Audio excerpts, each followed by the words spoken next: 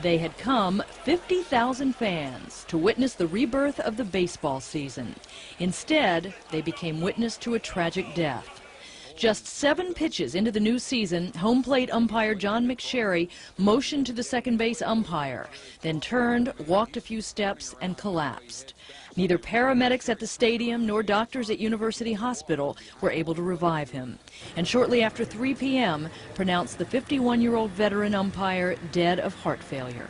He was giving multiple drugs. He was shocked multiple times when the rhythm indicated that it was needed. And when I say everything was done, I mean drugs, electricity, everything we do for anyone whose heart stops was done for this gentleman. The sold-out crowd waited anxiously for an hour before the official word came.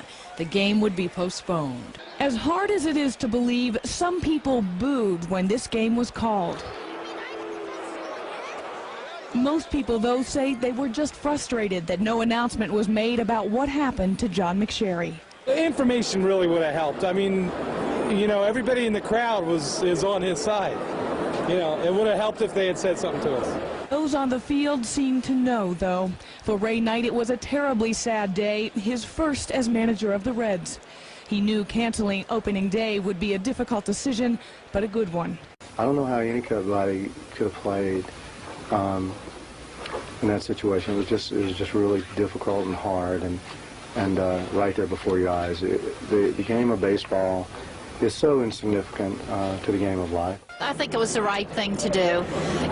You know, the mood of the stadium, nobody wanted to, we were unsure what happened to Mr. McSherry, and I think it was the respectful thing to do. John McSherry, at more than 300 pounds, had a history of health problems. He had to leave a 1992 playoff game for heat exhaustion and collapsed once at a Braves game. But he was also one of the most loved umpires in a sport where umps are often unloved. I don't know that there's an umpire who has more respect in our league, and I would think in baseball, than John McSherry does. And the proof of that is the fact that very rarely would you ever see him involved in any type of verbal altercation on the field with any player or coach or manager. McSherry's death was a sudden end to what was supposed to be a celebration of spring and sports. Instead, all of us, from lifetime fans to young children, got a lesson in the game of life. Everyone at Riverfront Stadium came to play today, but you couldn't miss the signs of yesterday's tragedy-shortened game. There were hugs for players, flowers for the umpires, and a pregame prayer for John McSherry. Lord, we come to you today. Lord, our hearts are heavy. After a prayer and a moment of silence, the team knew it was time to go back to work. We'll be in the back of everybody's mind, but you know, there's a game to be played, and it's time for us to go on.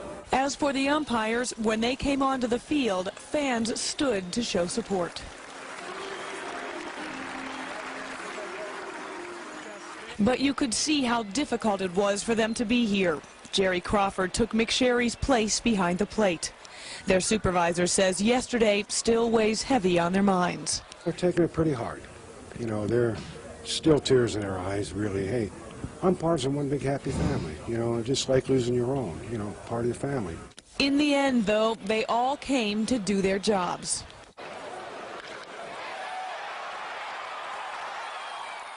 Just as fans knew they would. It'll get back to normal eventually, but it's going to take a little time. I really think there'll be business as usual.